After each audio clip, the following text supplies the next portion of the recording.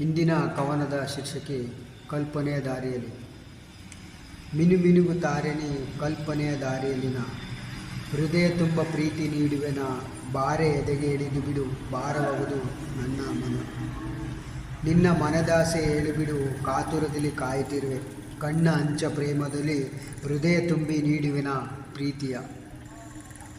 ಮನದ ಕದವ ತೆಗೆದು ಆಸೆಗಳ ಸಾಲಿನಲ್ಲಿ ಇರಿಸು ನೀ, ಕಲ್ಪನೆಗೂ ಮಿತಿ ಮೀರಿ ಆಸೆಗಳ ಬುತ್ತಿ ಕಟ್ಟುತ್ತಿರುವೆನ.